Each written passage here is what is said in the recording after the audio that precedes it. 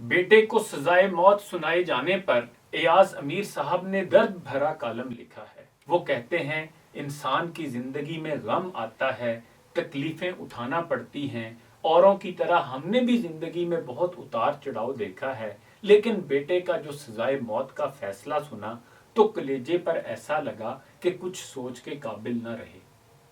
फैसला सुनने के लिए दोस्त अहबाब चकवाल से आए हुए थे और मैं ऐसी खुशफहमियों में मुब्तला था कि फैसले की नौबत यहां तक नहीं आएगी। लेकिन फैसला आया तो कुछ कहने के काबिल न रहा।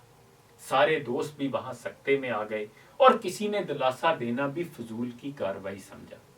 गाड़ी में बैठा तो इरादा था बघवाल की तरफ जाऊंगा, लेकिन मोटरवे पर चढ़ते ही एहसास हुआ कि ये ठीक नहीं रहेगा। हमारा माहौल ऐसा है कि थोड़ा सा सदमा भी हो तो लोग अफसोस के लिए पहुंच जाते हैं।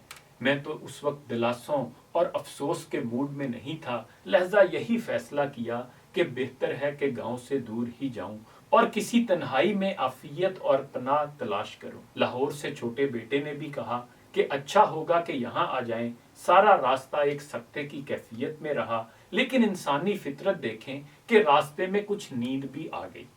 हजार सदमों की दवा नींद की बेखुदी होती है। बड़े से बड़ा सदमा हो फिर भी फौरन नहीं तो कुछ देर बाद नींद का गलबा आ ही जाता है। फिर एयाज साहब लिखते हैं, तमाम मगरबी लिटरेचर यूनानी मुसन्नफ होमर की दो तसानीफ से शुरू होता है, एक इलियाड और दूसरी ओडेसी। इस दूसरी तसनीफ का हीरो ओडेसियस है और ये उसके समंदरी सफर पर मबनी कहानी है। जब यूनानी फौजी ट्रॉय के खिलाफ 10 साला जंग के बाद वापस यूनान अपनी कश्तियों पर लौट रहे होते हैं, दौरान सफर ओडेसियस और उसके साथी एक समंदरी रास्ते से गुजर रहे होते हैं जब उन पर एक द्रोह हमला करता है और कई साथी मारे जाते हैं। एक और जजीरे पर पहुंचते हैं तो भूख सताने लगती है। कुछ बैलों को ज़िबा किया जाता है और खाना तैयार होता है। भूख मिटती है तो जो साथी मारे जाते हैं उनकी याद आती है और सब साथी रोने और मातम करने लगते हैं। यानी पहले भूख का ख्याल आता है और मातम फिर बाद में ही किया जाता है। रोते रोते नींद का गलबा उन पर आ जाता है और वहीं साहिल पर तमाम साथी नींद की वादी में चले जाते हैं। इंसानी फितरत में यही कुछ लिखा है। फिर एयाज साहब कहते हैं कि शुक्र है कि मैं छोटे बेटे शहरियार के पास आ गया।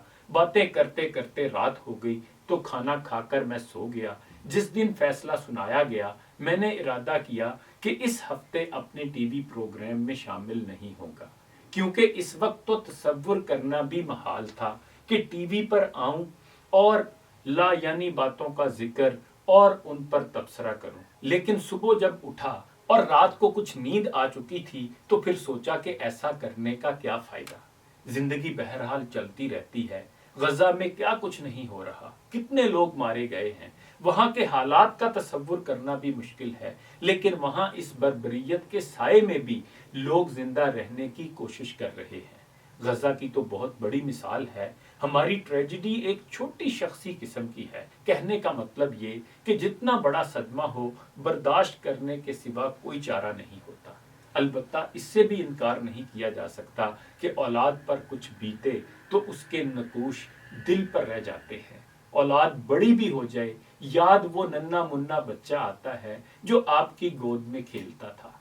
बहरहाल दिल से दुआ यही निकलती है कि गजा में जो कुछ हो रहा है किसी कौम को न सहना पड़े और जो छोटा सा मामला हमारे साथ हुआ है वो किसी बाप को न सहना पड़े। एयाज साहब लिखते हैं कि ऐसे में मुझे ये भी बरमला एतराफ करना पड़ता है कि जो मासूम बेजरर और नहायत ही प्यारी सारा इनाम थी, उसकी याद और उसका चेहरा दिल से नहीं जाता।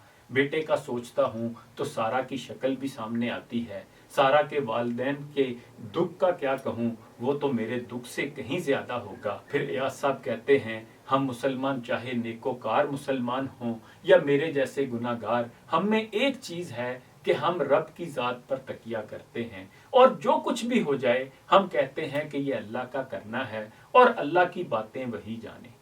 बहुत बुरा भी हो जाए हम कहते हैं कि यही तकदीर में लिखा था और जो लिखा होता है उसे कोई मिटा नहीं सकता। कितने ही हमारे जवान और बेटे खैबर पख्तूनख्वा और बलूचिस्तान में शहीद हुए हैं।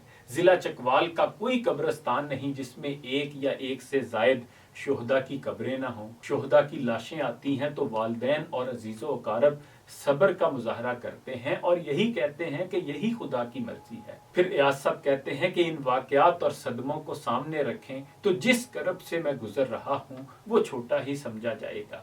کہاں میدان جنگ میں شہادتیں اور کہاں کسی واقعہ کی پاداش میں ایک شخص کی سزا، موازنہ ہی نہیں بنتا۔ لیکن جس کے ساتھ جو کچھ ہو وہ تو یہی سمجھتا ہے کہ یہ واقعہ کائنات کا سب سے بڑا واقعہ ہے۔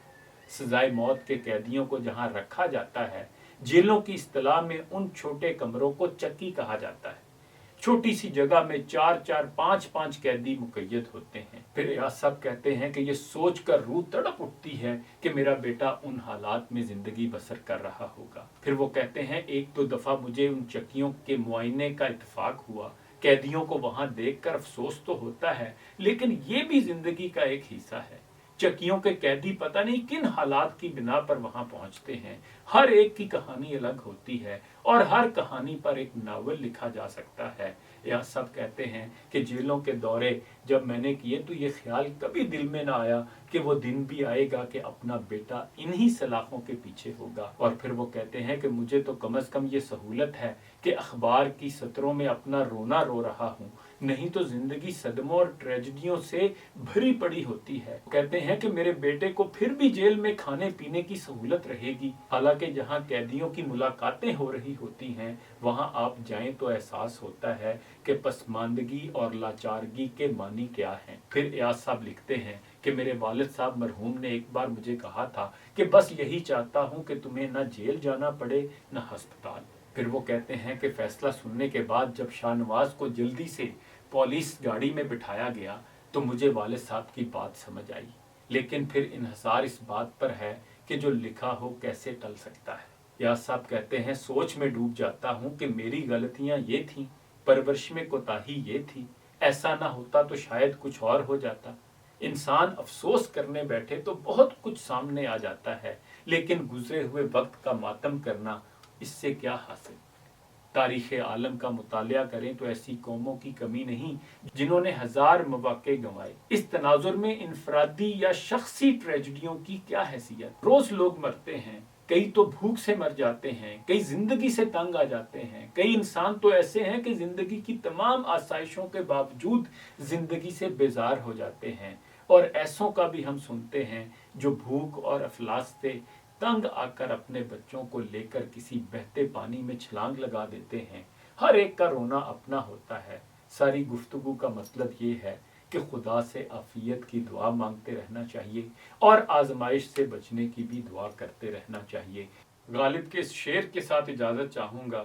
قید حیات و بندے غم اصل میں دونوں ایک ہیں، موت سے پہلے آدمی غم سے نجات پائے کیوں۔